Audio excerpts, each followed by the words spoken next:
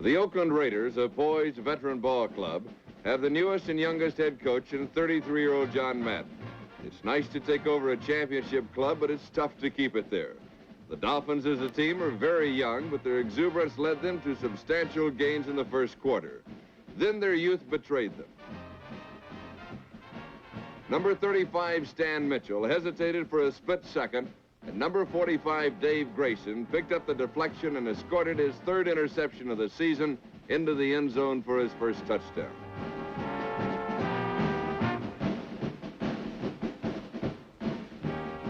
Not convinced they couldn't win, the Dolphins drove the length of the field to tie the game on Jim Kick's one-yard plunge.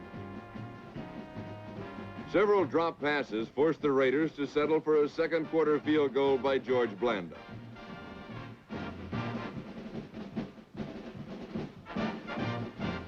On his next possession, LaMonica stayed on the ground, and 4 consecutive plays netted 68 yards. LaMonica then fooled the Dolphins with this 13-yard pass to Fred Biletnikoff that put the Raiders up 17-7. Setback Jim Kick then fooled the Raiders by running through and over them. And the second-year man from Wyoming ignited the Dolphins back into the game. A Dolphin field goal tied the score moments later, and it stood at 17 apiece until the final seconds of the game. A pass to Warren Wells, and the Raiders are in field goal range. George Blanda was reading defenses before many of the Dolphins were reading anything.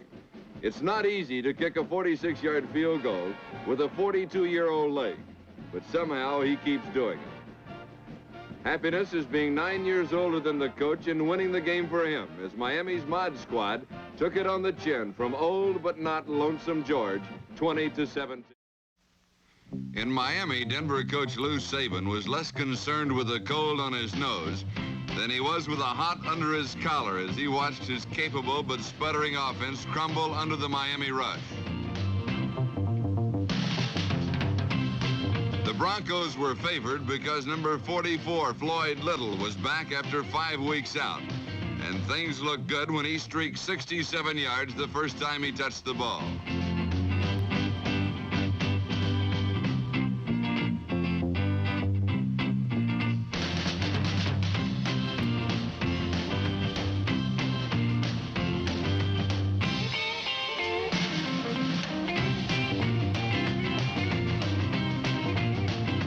But after that, the Broncos' offense became victimized by the opportunistic Dolphins.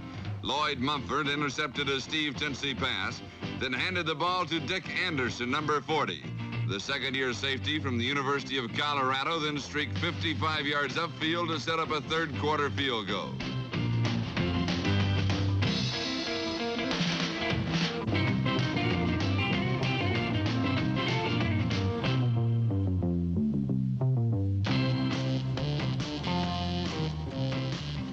The Dolphins offense with Rick Norton at quarterback got clutch play from tight end Larry Seipel, number 20, whose circus catches, including 2 touchdowns, served to nullify generally solid play by Denver's defense.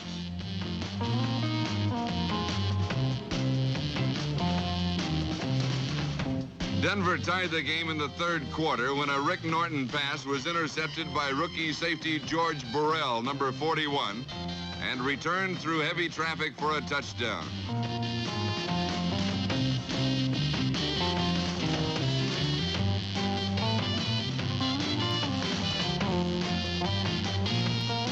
Denver was gaining momentum through their defensive play, and the game was very much in doubt until a Larry Seipel punt was misplayed by the usually reliable Bill Thompson, number 36.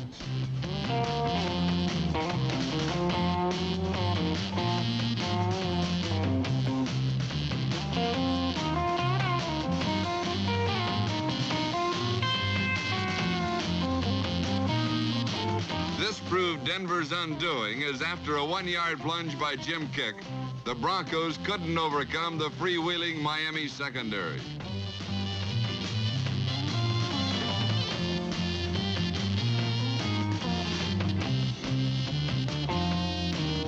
Denver scored with 10 seconds left. But it wasn't enough, as Miami, in winning its third game, ruined Floyd Little's return to action.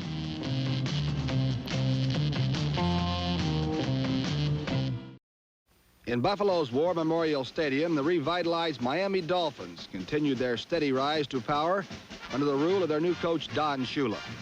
The Dolphins scored first.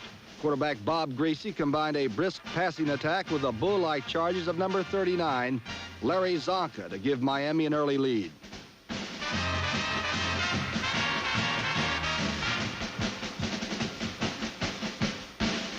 In the second quarter, the Dolphin defense, spearheaded by tackle Manny Fernandez, number 75, stopped the Bills' offense and set up 2 field goals by Garo Yepremian.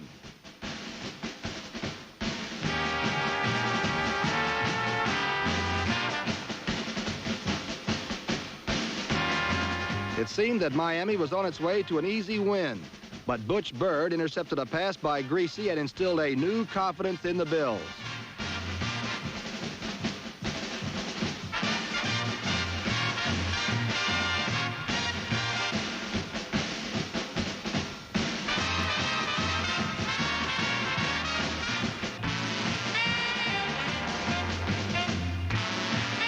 Dennis Shaw, Buffalo's rookie quarterback from San Diego State, passed to his 250-pound running back Wayne Patrick, who ran to the Miami 24.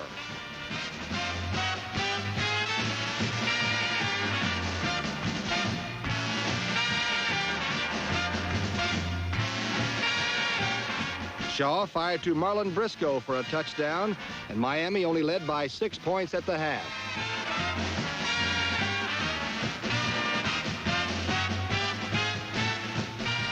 In the third period, Bob Greasy turned to his workhorse fullback Larry Zonka, and the Miami Mauler personally accounted for 44 yards and another touchdown.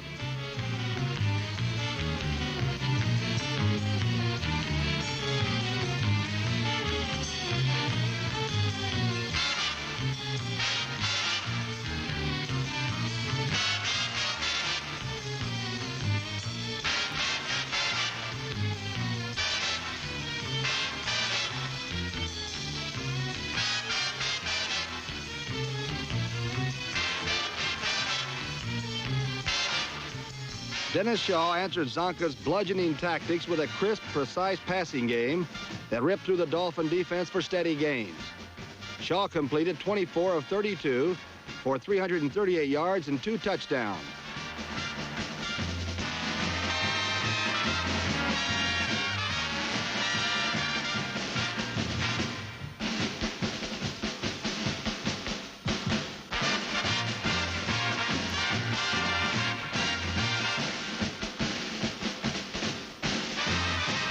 Marlon Briscoe, number 86, was on the receiving end of both scores.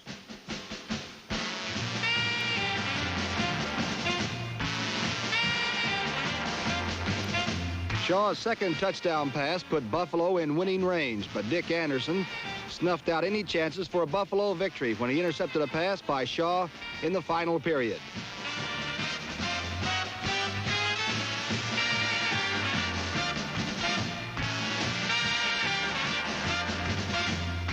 Greasy and Warfield team for a touchdown, and Yepremian added 2 more field goals to ensure a Dolphin victory and a share of first place in the AFC East.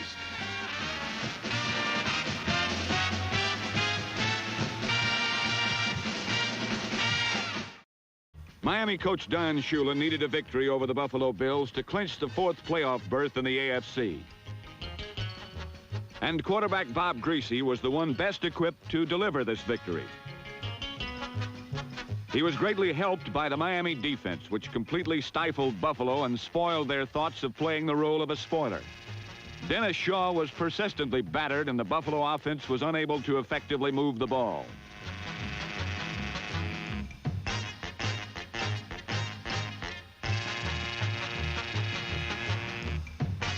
Number 21, Jim Kick, set a Dolphin record by scoring 3 touchdowns, all capping methodical and well-executed Miami drives.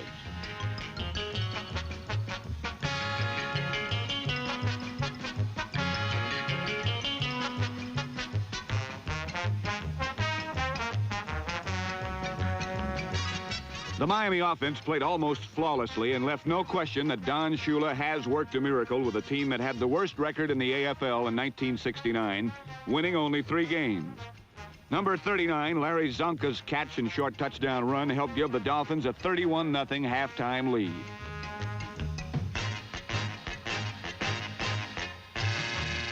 Greasy threw only 10 passes, but he completed 7 of them. One, a 21-yard shot to Howard Twilley.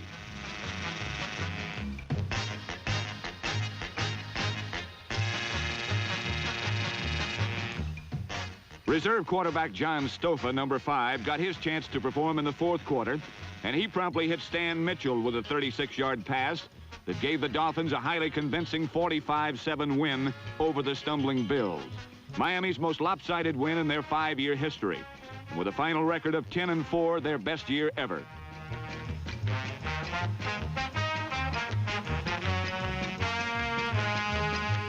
At game's end, Buffalo coach John Rauch could only look forward to a long winter, while Don Shula had thoughts of a sky-high team with sky-high hopes. Well, Pat, it looks like the New England Patriots are a vastly improved team this year. Really does, Tom, and there's a team down in Miami, too, that's really improved over previous years. The Dolphins are in first place in the AFC East, having lost just 1 game. Last week, the last-place Buffalo Bills traveled to Miami in search of their first victory, but instead ended up with their 8th loss of the season. For the Buffalo Bills, it's been a long, long year. The Bills were 0-7 on the season and came to Miami in search of sunshine and victory number 1. For the Miami Dolphins, 1971 has been a very good year. The Dolphins are in first place in the AFC East and seem to get stronger with each game. Against Miami, Buffalo came out shooting. On the game's second play, number 30, Wayne Patrick bolted for 41 big yards.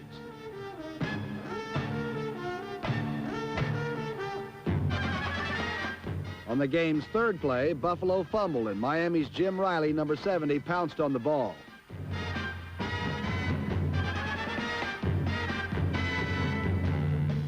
With number 12, Bob Greasy at the controls, Miami marched downfield to a score. And Greasy's 21-yard scramble was the key play of the drive.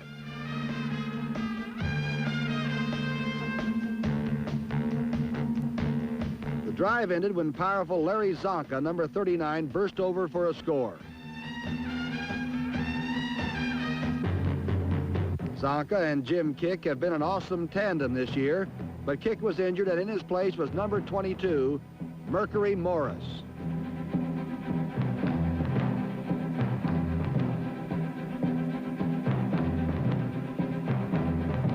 All Mercury did was sprint for 115 yards on the afternoon, and he may just be the finest fill-in running back around.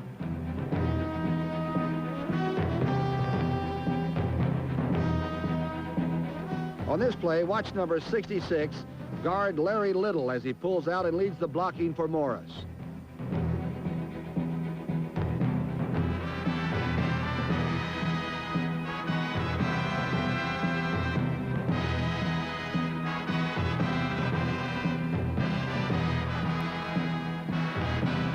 Morris's running set up the second Miami score, a touchdown pass from Bob Greasy to number 42, Paul Warfield. Warfield is the big play element in the Dolphins' attack. He can run the end around as well as catch. And his 39-yard run set up another Miami score.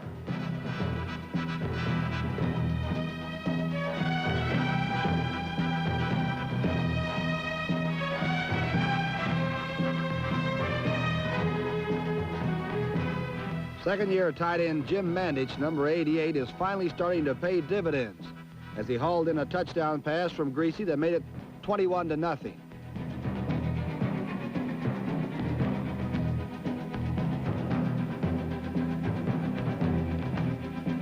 Although the Miami offense has received most of the ink, the Dolphin defense is getting tough too. This interception by number 13, Jake Scott, choked off a Buffalo bid and preserved the shutout.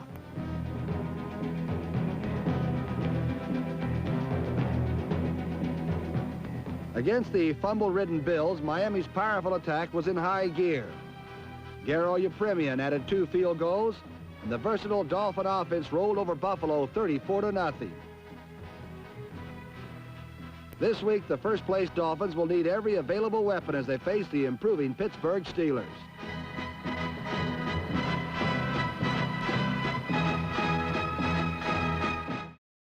In the AFC playoffs last week, the Kansas City Chiefs and the Miami Dolphins hooked up in a duel that will have the armchair quarterbacks talking in their sleep for a long, long time to come. The 50,000 fans who paid their way into Kansas City's Municipal Stadium really got their money's worth. It was a football fanatic's dream. The Kansas City Chiefs and Miami Dolphins engaged in the longest pro football game ever played, a contest that lasted for 3 hours and 21 minutes. In the first quarter, there was no indication of the marathon to follow as Kansas City used number 14 Ed Podolak to set up a Jan Stenerud field goal for a 3-0 lead. With his ground game unable to move, Miami's Bob Greasy, number 12, tried to rally the Dolphins with passes to number 42 Paul Warfield. With Kansas City concentrating on Warfield, Greasy tried to hit his tight end, but number 63 Willie Lanier picked off the pass. Turning the ball over to Lynn Dawson is like tipping your hand to a card shark. And Dawson came up with aces as he hit workhorse Ed Podolak for a touchdown and a 10-0 first quarter lead.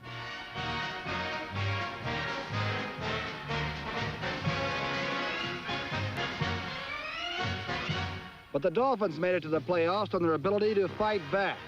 And number 42 Paul Warfield has been a key performer in Miami's title run.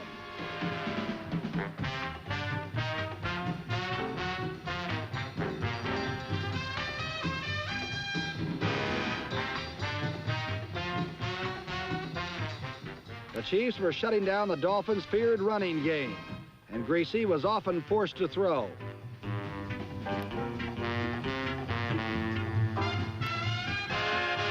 Greasy's gift for scrambling, plus his receiver's ability to improvise on broken plays, make the Dolphins' air game even more dangerous.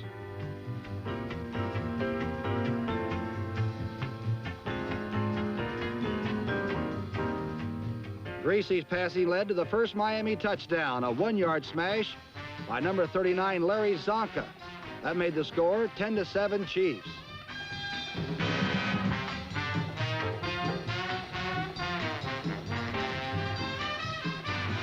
The man Lynn Dawson called on when he needed big yardage was Ed Podolak, who enjoyed his greatest day as a pro.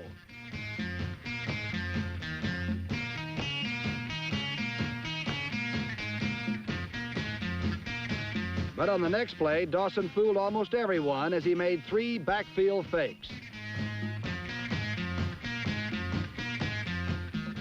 One man not fooled by Dawson's sleight of hand was number 45 Curtis Johnson, who ended the Chiefs' drive with an interception.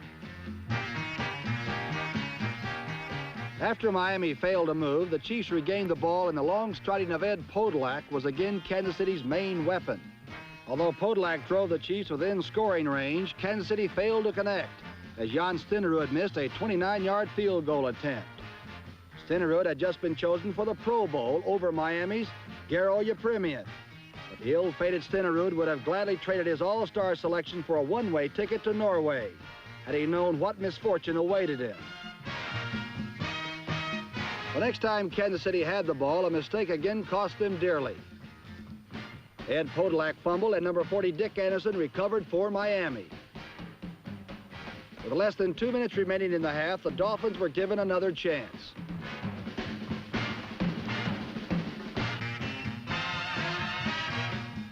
After Bob Greasy failed to connect on passes, Garo Yepremian booted a 14-yard field goal to tie the score at 10-all. In the second half, Lynn Dawson decided to test his skill against the Miami secondary. A pass to number 89 Otis Taylor and a lateral to number 14 Ed Podolak showed that the Chiefs could move against the Dolphins.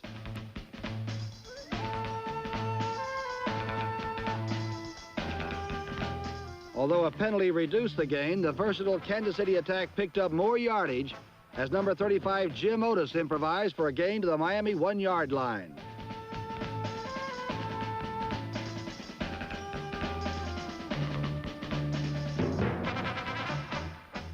Again, Otis got the call, and again he paid dividends as he put Kansas City back on top 17-10.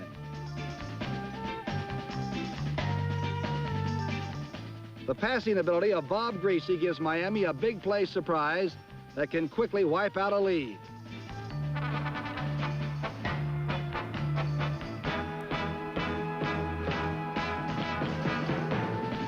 The Dolphins used a Greasy to Warfield pass to set up a 1-yard touchdown by number 21 Jim Kick that knotted the score at 17-all. The battle had not yet produced a victor, and after 3 quarters, the guns were far from silent. At the end of 3 quarters, 2 of football's finest teams had battled to a tie. Who could have foreseen that the outcome would be decided by a ski jumper from Norway and much later a tie maker from the island of Cyprus? In the 4th quarter, the Dolphins recovered a fumble and turned the ball over to Bob Greasy, who was facing one of his toughest tests. On 3rd down and 8, Greasy again came up with a big play. Greasy was brought down hard, and it was apparent that he was in pain.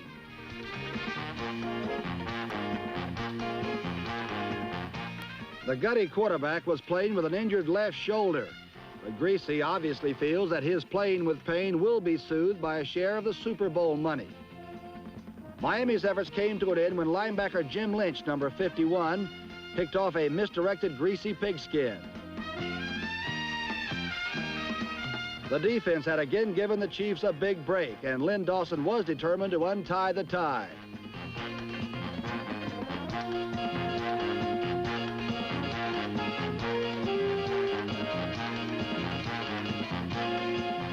A short pass to Willie Frazier, number 83, set Miami up for a bomb from Dawson to number 17, Elmo Wright.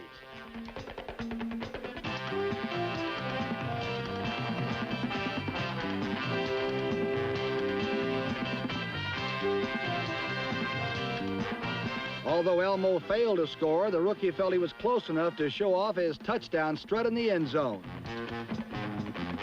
The 63-yard pass play set up a go-ahead score for Kansas City as Ed Podolak's second touchdown put the Chiefs in front 24-17.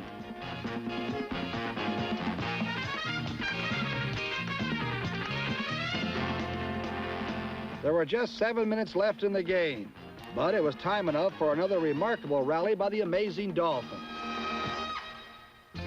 Paul Warfield hauled in 7 passes for 140 yards, but his receptions on this drive were the most important as they led to a game-tying touchdown.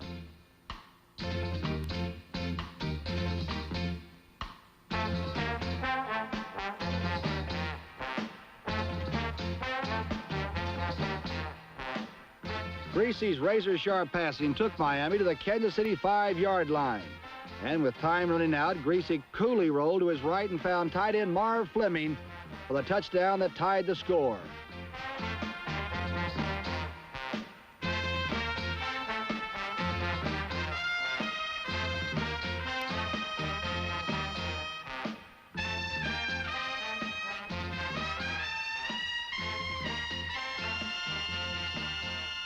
With a little over a minute left, it looked like the tie would hold. But Ed Podolak had not yet put the final touches on a glittering performance. The former college quarterback from Iowa scorched the field for 78 yards and almost went all the way.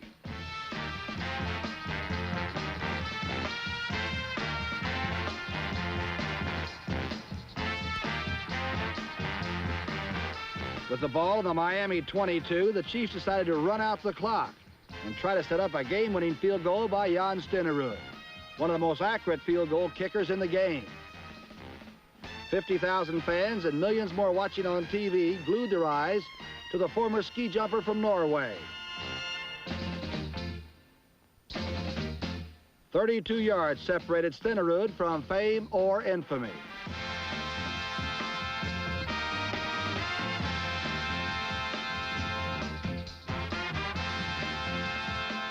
Incredibly, Stenerud misfired, and Miami took over with the score still tied.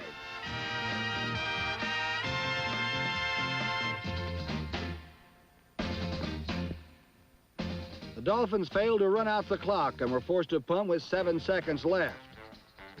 Time ran out as Dennis Holman made a fair catch. Here the Chiefs decided not to attempt a free kick that would have had to travel 68 yards and could have been returned by Miami.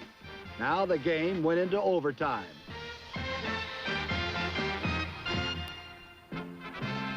The Chiefs won the toss and decided to receive. Miami tried to keep the ball away from Ed Podolak, but one way or another, he was destined to carry the ball. Kansas City advanced the ball to the Miami 35, where Jan Stenerud had a chance to redeem himself.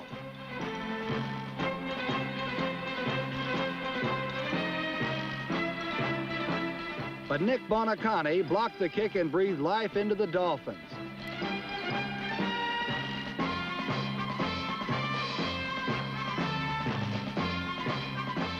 On Miami's first series in the overtime, the Chief defense seemed destined to crush the magical antics of Bob Greasy.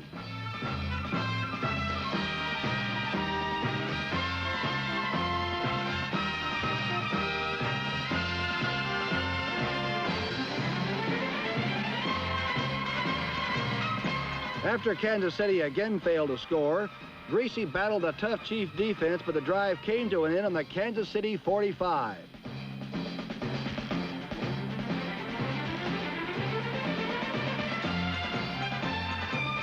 On fourth down, Garo Yepremian tried a 52-yard field goal, but his kick fell short and the marathon continued. Now it was Len Dawson's turn to see if the scoreboard still worked. On 3rd and 5 at midfield, Dawson tried to hit Elmo Wright, but instead found Miami's Jake Scott as the seconds ticked away and the game went into a second overtime. The Miami ground game had been held in check for most of the day, but burly Larry Zonka, number 39, finally broke a big one to set up the game-winning field goal. Two giants of the gridiron had battled for over 3 hours, but the burden of victory rested with a 5'7" place kicker from Cyprus. Garo Yepremian met that test. Another view of the game-winning field goal shows that Yepremian knew it was good as soon as he kicked it. The glory that had eluded Jan Stenerud descended on a man who led the NFL in scoring, but failed to earn a berth on the Pro Bowl team. For a happy Garo Yepremian, one Super Bowl will mean more than 1 million Pro Bowls. In only the 4th sudden death overtime ever played, Don Shula's young team had become an unforgettable part of pro football's rich history.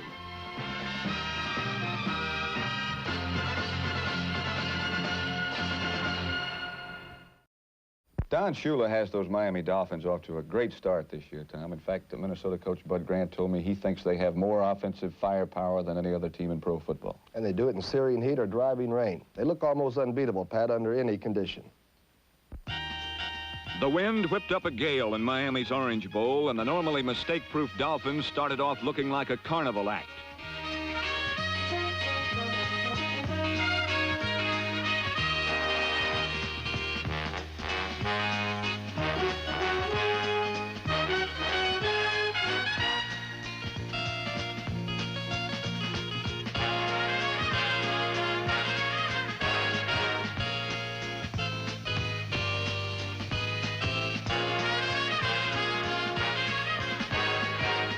But soggy polyturf does not discriminate. The Houston Oilers matched Miami in madness for a total of 8 fumbles. That's all the Oilers could match them in, as Miami had all the horses when they held on to the ball.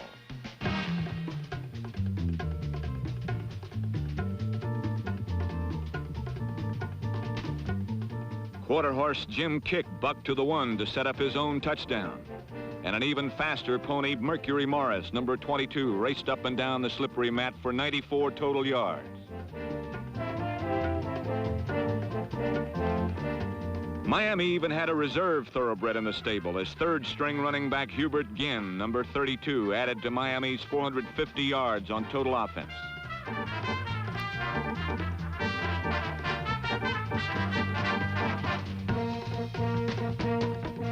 Meanwhile, the Oilers kept coming out second best in their struggle with the wet rug.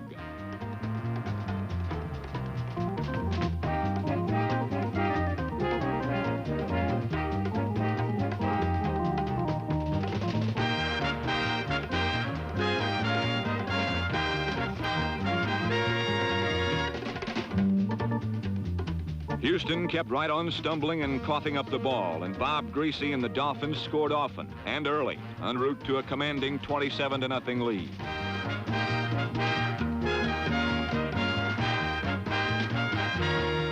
The Oiler offense now consisted of number 7, Dan Pastorini, scrambling for anything he could get.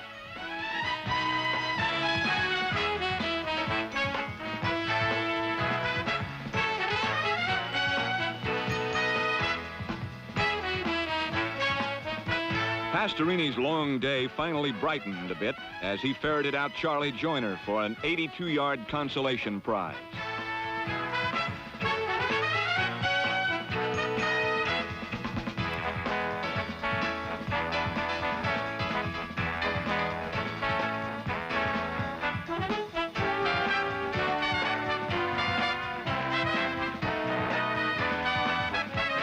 But Miami simply had too much horsepower as the Dolphins overcame the elements in the Houston Oilers for a 34-13 victory.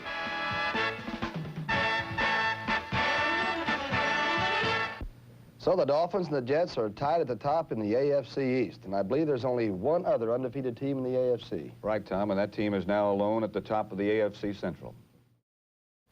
Have you ever wondered how many times you've heard the words fantastic and great used on Sundays to describe plays that are mediocre at best? Well, it's my belief that those words should be saved for performances like that of the Miami Dolphins in their game last week against the New England Patriots, because it was fantastic. What can you say about 4 pretty girls who enjoy watching a slaughter? What can you say about a young quarterback who has lost his offensive line and knows not where to find them?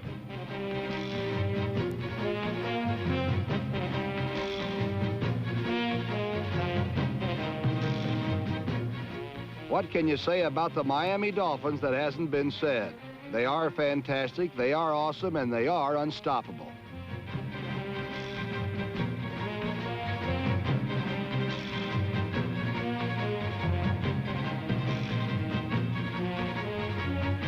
And that's a pretty fair description of their star runner, number 22, Mercury Morris, who started the rout of the Patriots with a triumvirate of easy touchdowns.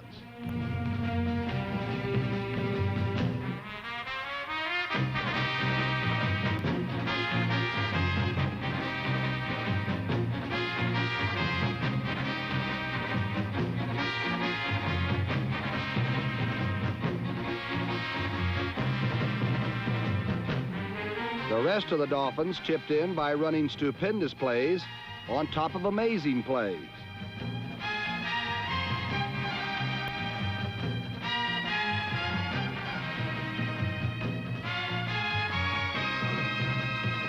Earl Morrill and number 86 Marlon Briscoe chipped in with a Dolphins' 38th point.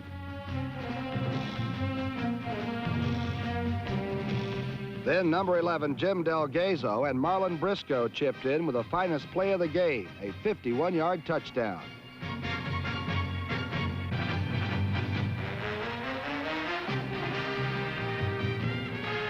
Delgazo then zipped one to Jim Mandich to round out the biggest margin of victory in the NFL so far this year.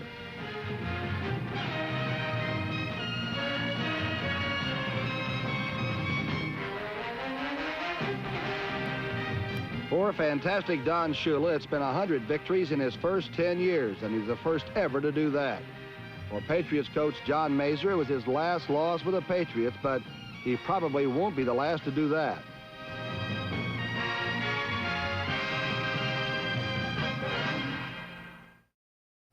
Neither the pressure of a winning streak, nor injuries, nor Joe Namath and the Spearmint Gang can obscure the moral of this story. You just watch it. In Miami, the New York Jets needed a big day from Joe Namath. In their scrap for a wild card playoff berth, this was a game they could not afford to lose. On the other hand, knowing that Namath could explode in postseason play, the Dolphins preferred to settle Joe's hash right now. And so the stage was set, the moment ripe for the Jets, awaiting only the hero. In Joe's first series, his pass intended for Don Maynard was picked off by Dick Anderson.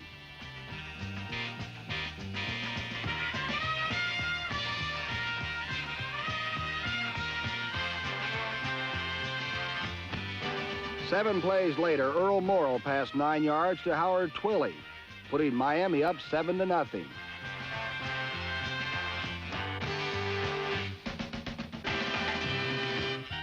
But Joe Namath led the Jets 80 yards in 13 plays, sending John Riggins around right in to tie the game.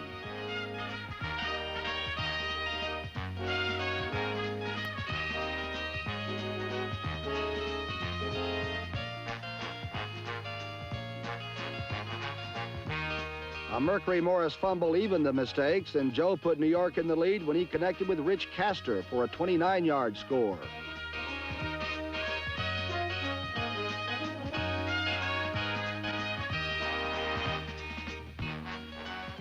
John Riggins then bolted through left tackle for 40 yards, and the Jets were rolling.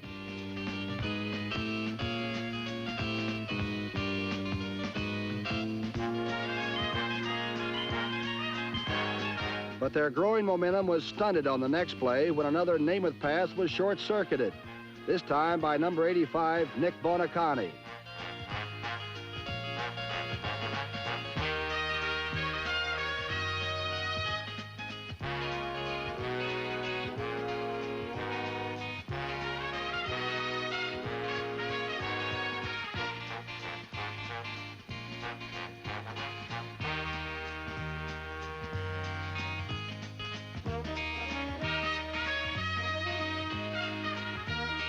Earl Morrill immediately returned the favor, throwing an interception to W.K. Hicks. But somehow in the exchange, in the odd mixture of discipline and emotion that is pro football, the Jets' momentum melted.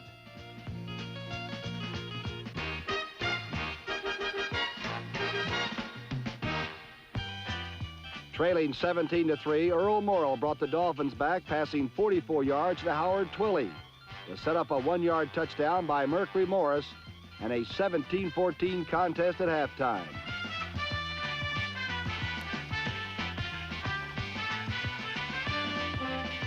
Beginning the second half, Earl Morrill did a surprising thing. Earl Morrill scrambled 31 yards to a touchdown and a 21-17 lead.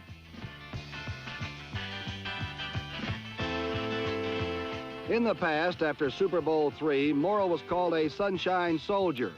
And now, happily wearing the Howard Johnson colors of his sixth team, the Miami Dolphins, this description suits him. For it is the disciplined, well-kept Morrill who has kept Miami in step in unbroken strides toward a championship.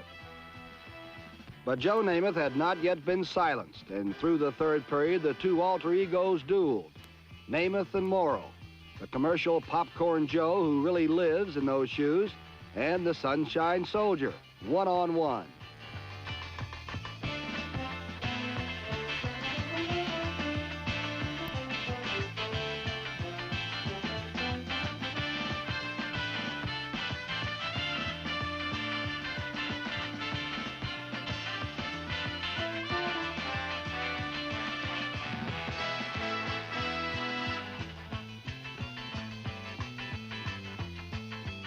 Joe put the Jets back in the lead, faking Emerson Boozer straight ahead, then rolling and hitting number 89 Wayne Stewart, making it Jets 24, Miami 21.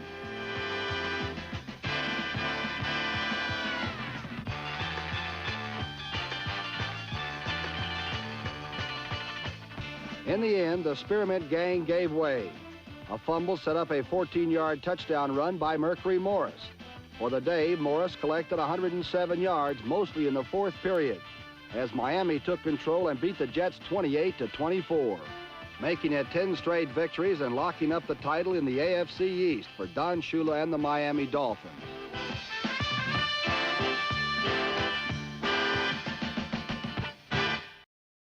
Well, Pat, 2 weeks ago, the Miami Dolphins suffered a defeat at the hands of the Colts, and that cost them a great deal more than just their pride, as no less than 5 regulars sustained serious injuries. After that Baltimore letdown, Coach Shula attributed the injuries to flat performances. And last week against the Detroit Lions, while there certainly didn't appear to be any individual letdowns, the injury list gained catastrophic dimensions. And in the Darwinian struggle of the playoffs, that could spell big trouble for the Dolphins. All-pro safety Jake Scott got some badly bruised ribs, as did tight end Jim Mandich. And with substitute Lloyd Mumford got a knee, the Dolphins were down to third string at corner. Nevertheless, the Aqua and Orange seemed awesome as always. It's hard to fill Nick Bonacani's shoes, but substitute Bob Matheson had a standout day, inspired by the two-fisted play of the Dolphin regulars. Number 57, linebacker Mike Colon, put a lick on Steve Owens he won't soon forget. And in general, the injury-rigged Dolphin defense worked well enough to shut out the Lions until late in the fourth quarter with some good old-fashioned football. Even more impressive, however, was the display the Miami offense put forth. Despite injuries to key interior linemen, the Dolphins blocked like they were trying to gain financial security for Jim Kick. With holds like that, it was Mercury Morris's fate to sit on the bench to save himself for the playoffs. And with only 46 yards separating him from another 1,000-yard season, that had to have been a fairly agonizing sacrifice. One guy that wasn't disappointed, however, was Larry Zonka, who for the third time in consecutive seasons bulldozed for over 1,000 yards.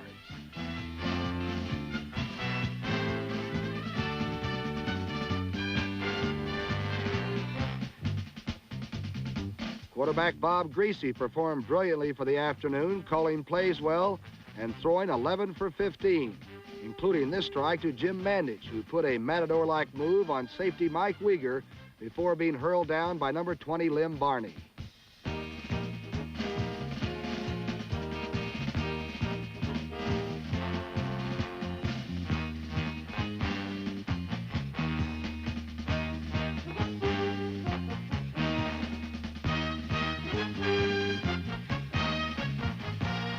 But the real story of the afternoon was the record-passing combination of Bob Greasy to super receiver Paul Warfield.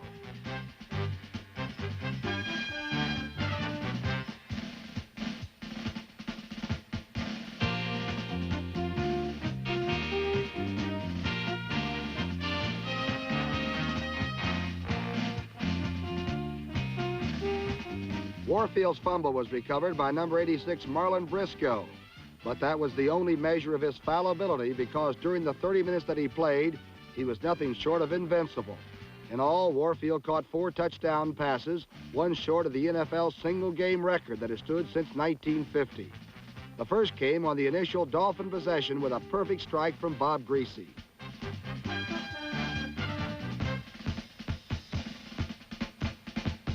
The 10-year master of reception was certainly no match for rookie cornerback Levi Johnson.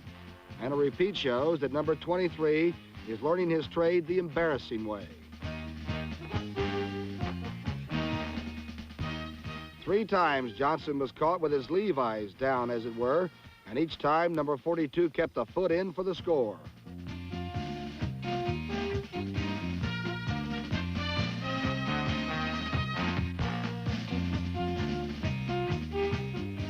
Then Detroit put 9-year veteran Miller Farr in Johnson's place, and Warfield never noticed the switch.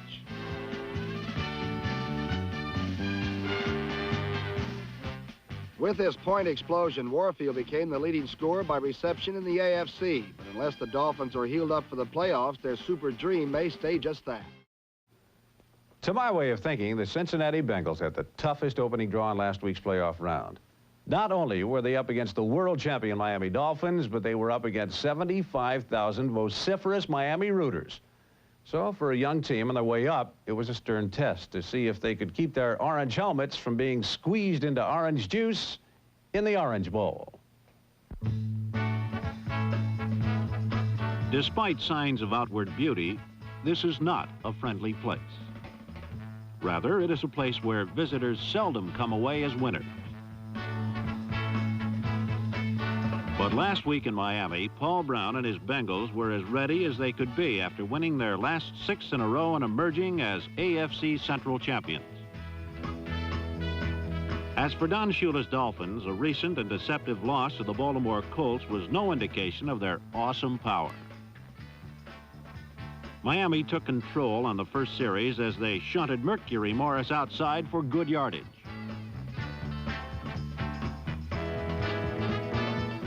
Then, mixing his plays perfectly, Bob Greasy hit Mr. Smooth, Paul Warfield.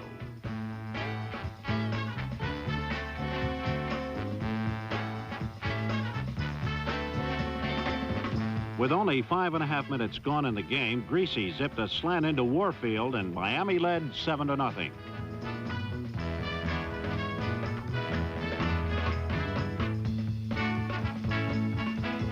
It was enough to bring the white handkerchiefs out as Dolphin fans sensed a rout.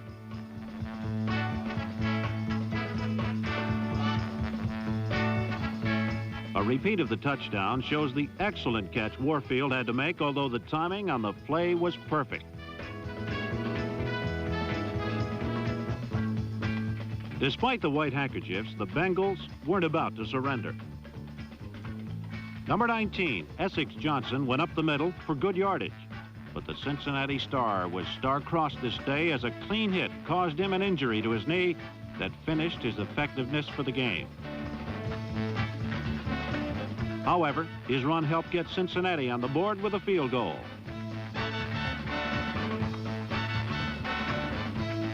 Essex wasn't the only Bengal feeling the crunch of the Miami defense, as more than once quarterback Ken Anderson was pummeled to the ground.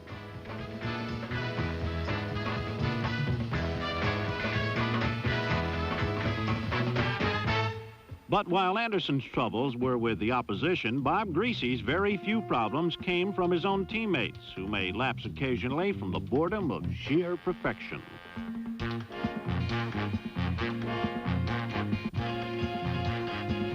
And sheer perfection was the only way to describe Greasy's stout protection. It gave him loads of time all afternoon.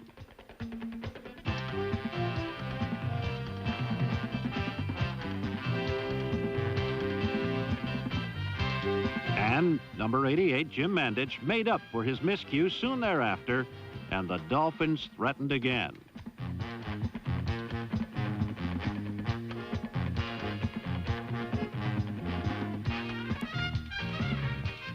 Two bursts up the middle by the crusher named Larry Zonka made it 14-3, and the handkerchiefs were out in earnest.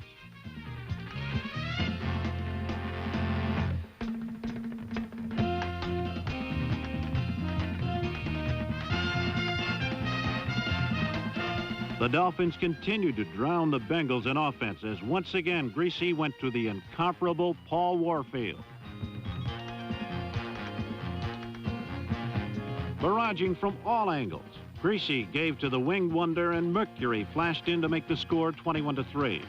Surely the young Bengals would give up the ghost.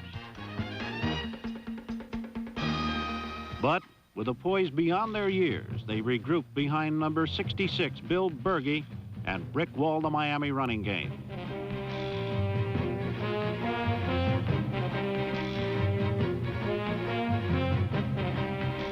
Greasy tried to counter by returning to the airways, but then a flash of black and orange homed in, stole the pass, and blitzed 45 yards to put the Bengals back in the game.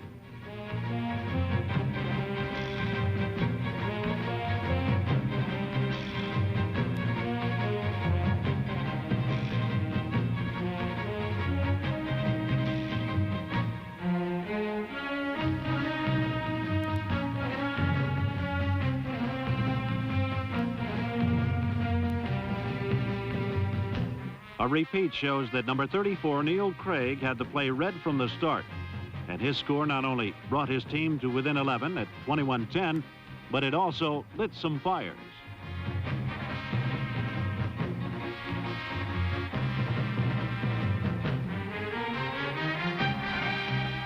Number 18, Charlie Joyner, had his flame almost snuffed as he made a great catch despite some concentration wrecking.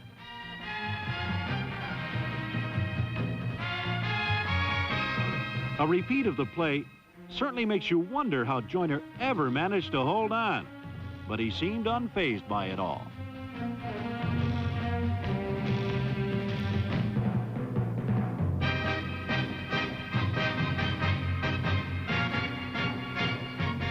Ken Anderson added his share to the Cincinnati resurgence by scrambling his team close enough for another Horst Muhlman field goal to trail at only 21-13.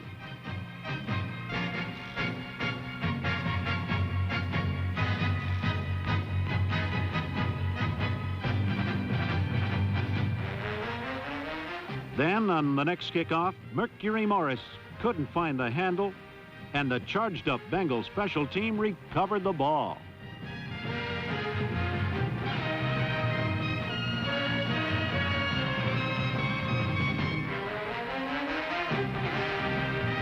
Although the touchdown by number 55, Jim Leclerc, was no good, the Bengals got another field goal 4 seconds before the half ran out, and what had begun as a Miami romp had now become a 21-16 thriller. With the start of the second half, the cavalcade of Cincinnati points was abruptly concluded when Dick Anderson showed up at the other end of Ken Anderson's rainbow to put the Dolphins deep in Bengal territory.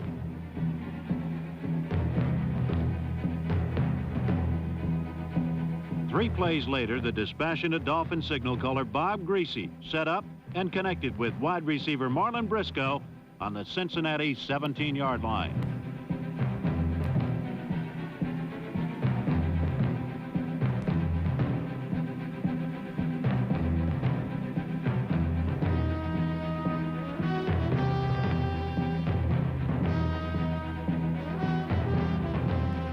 From there, Greasy turned Larry Zonka loose on a true workhorse run.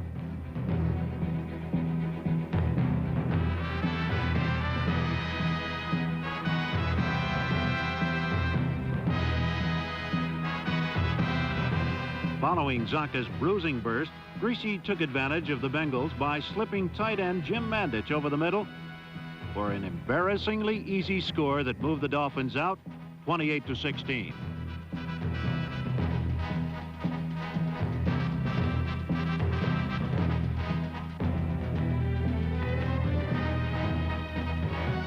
One series later, the relentless Dolphin attack continued as Greasy and Paul Warfield combined to put Garo Yepremian in position to score.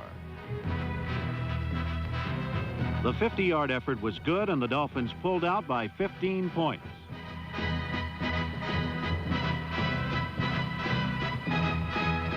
Behind by 2 touchdowns, Ken Anderson's efforts to recoup were thwarted by Miami's irrepressible rush. Indeed, the defensive might of both clubs was amply demonstrated, as seen when Miami attempted an uncharacteristic act of deception. Tommy Casanova took this one away from Warfield, but the Bengals offense sputtered to a halt. The Miami offense, however, was a case study in execution as Morris and Zonka put Yepremian in range for 3 more points.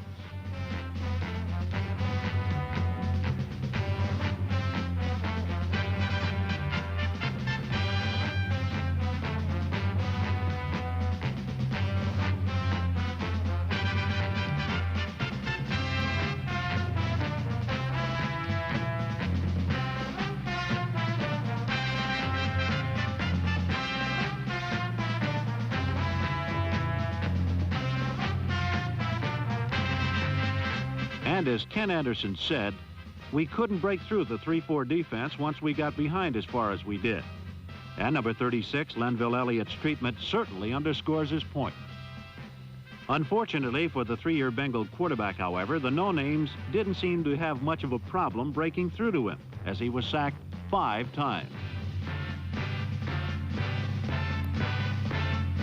The Dolphins capped the game with a time-consuming and respectfully non-scoring 12-play drive that ended on the Bengal 11-yard line.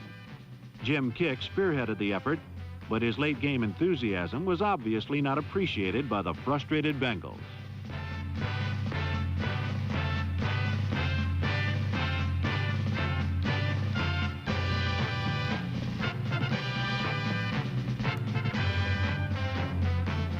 The 34-16 defeat was a crushing blow to the young Cincinnati club, yet their 10-4 record and AFC Central Division crown will no doubt subtract some of the agony from their playoff elimination.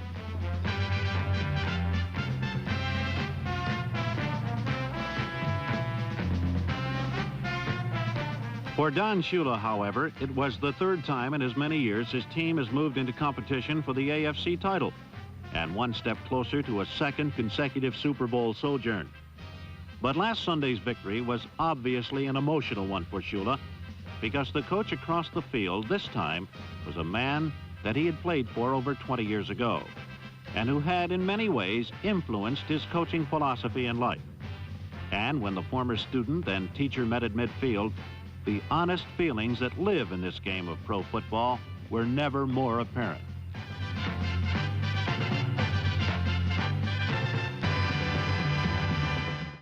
Paul Warfield said after last Saturday's game, all good things have to come to an end, and I guess there's never been a champion who lived forever. Not even the Miami Dolphins of Coach Don Shula, Tom. Well, that's true, Al. Don Shula said it was the toughest loss he had ever suffered as a coach.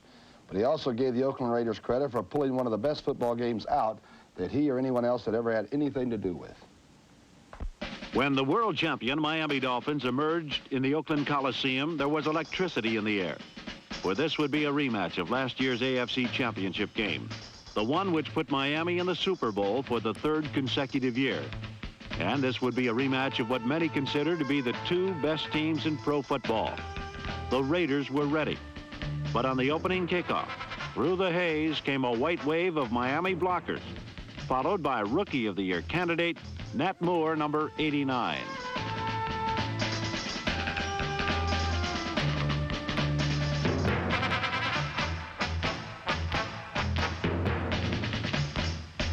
After precisely 15 seconds of play, the world champions led by a touchdown thanks to an 89-yard shocker by number 89, Nat Moore. Moments later, Ken Stabler attempted his first pass of the day. Nick Monaconti's tip to Dick Anderson had the Dolphins in position to put the Raiders in a deep, deep hole early. And on third down, Bob Greasy went for the juggler with an end zone bomb to Paul Warfield.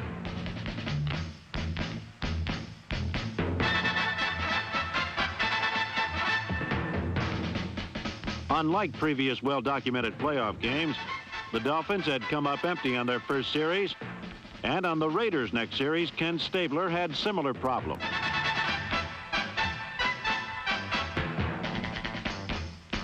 Through the entire first quarter and much of the second, neither team could put together a successful scoring drive, and both teams seemed a bit tight.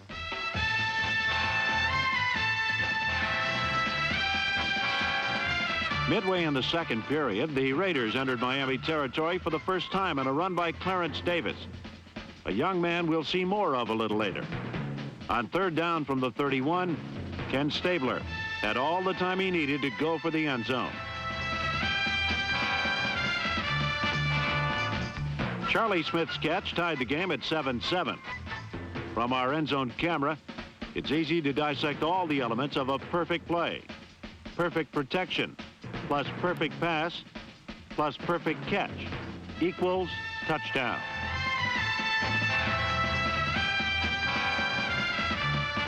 On Miami's next series, Bob Greasy had an opportunity for another perfect touchdown, but his pass was offline. The Dolphins had to settle for a 3-point lead at the half.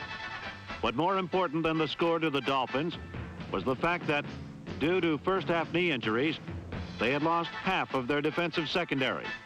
Curtis Johnson and number 13, Jake Scott, their all-pro free safety. Early in the second half, the passing combination of Ken Stabler to Fred Biletnikoff temporarily took over the show.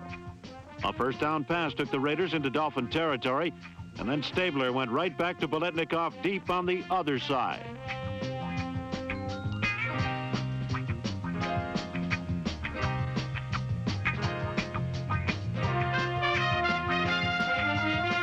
Biletnikoff's touchdown was ruled no good by just the length of the toes on Fred's left foot.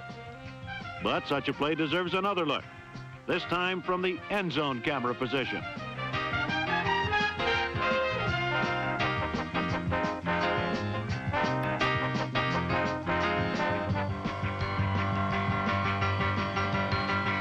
Ken Stabler knows a good thing when he sees one.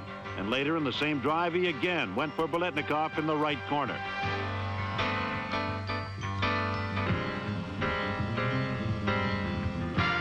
This time, everything was legal.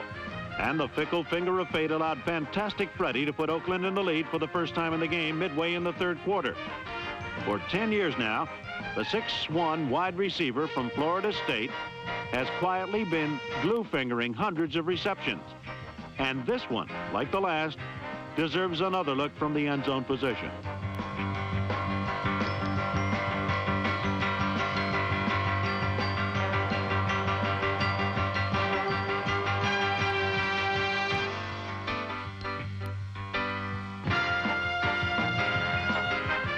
On the next series, Bob Greasy and the Dolphins got a break on a long third down pass to Jim Kick.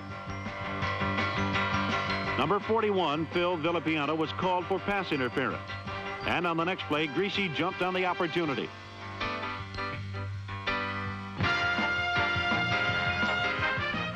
Paul Warfield's catch was made easily because, as we can see from behind the play, his defender had fallen down when Warfield made his cut to the corner.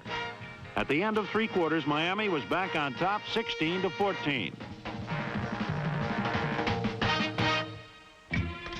In the 4th period, Bob Greasy again exploited the left side, where Nehemiah Wilson was playing in place of the injured All-Pro Willie Brown.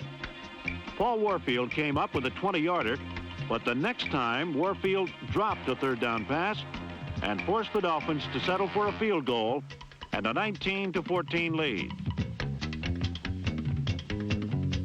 With just under 5 minutes to play and trailing by 5, Ken Stabler started from his own 17-yard line, first hitting Fred Biletnikoff for a first down, and then airing it out to the NFL's new home run king, Cliff Branch.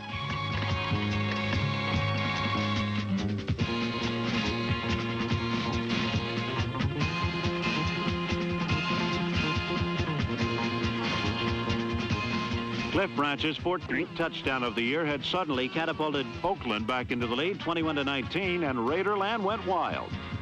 But the Dolphins had good reason to cast a wary eye at such proceedings, for Branch's great catch was dangerously close to being called a trap ball.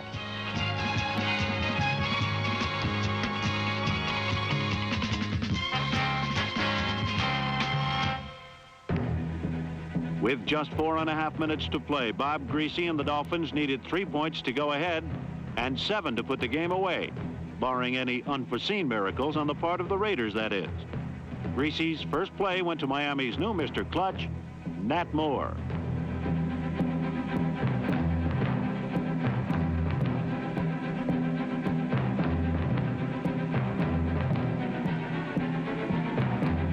Nat Moore had the Dolphins in Oakland territory, and then another clutch rookie took over, Benny Malone, number 32.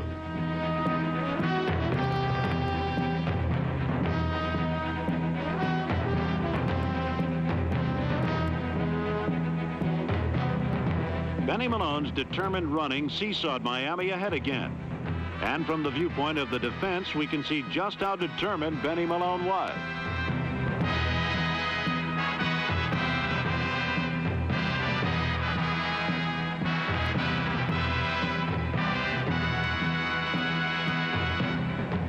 Again, trailing by 5 with 2 minutes to play, Ken Stabler needed a touchdown to win, and he twice went to Fred Biletnikoff, who caught 8 in the game for 122 yards. After having had his first pass of the day intercepted, Ken Stabler hit on 20 of 30 for 293 yards and 4 touchdowns. Not a bad day against the complex zones of the world champion Dolphins. With just 35 seconds left, the Raiders had the ball at the Miami 8, with no timeouts left, and the world champions were faced with either stopping Ken Stabler or relinquishing their title.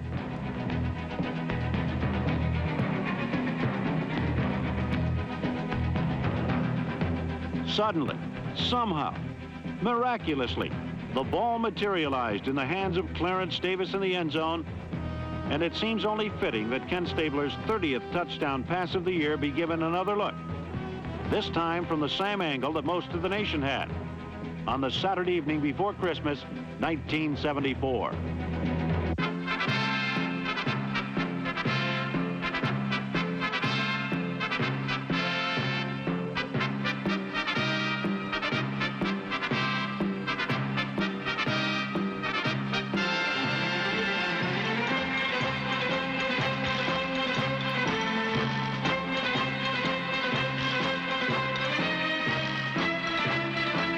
There are many ways to show elation, and various members of the Oakland Raider family showed quite a variety of those ways.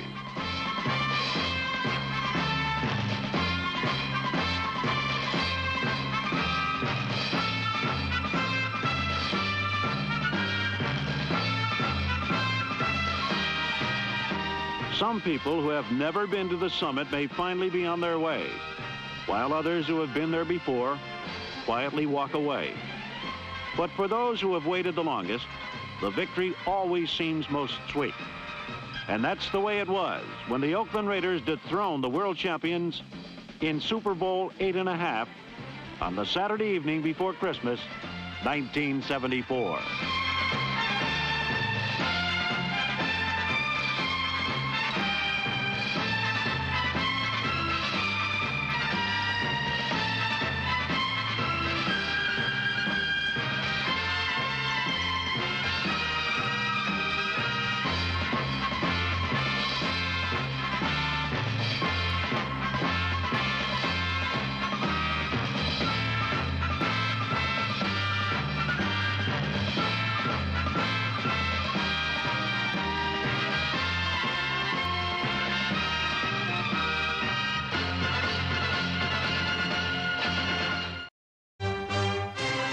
Then along came Don Shula and the Miami Dolphins. The Dolphins achieved greatness because Shula's emphasis on fundamentals made them into a team strikingly similar to Lombardi's Packers. His line's execution on the power sweep would have made Lombardi smile. His ball control back Larry Zonka was cut from the same sturdy stock as Green Bay's Jim Taylor.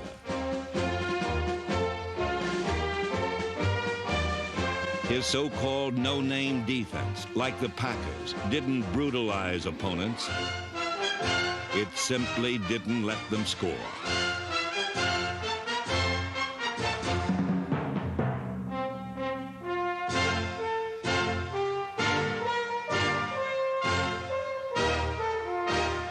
And finally, his quarterback, like Green Bay's Bart Starr, was a model of efficiency.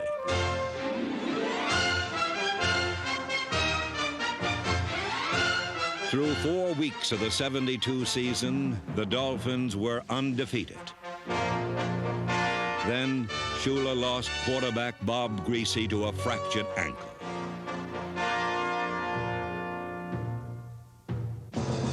But just as Lombardi had Zeke Brakowski in reserve, so did Shula have backup quarterback Earl Morrall.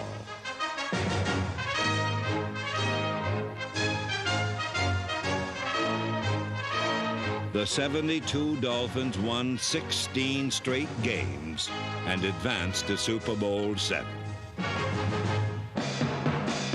There, only the Washington Redskins stood between them and the NFL's first perfect season.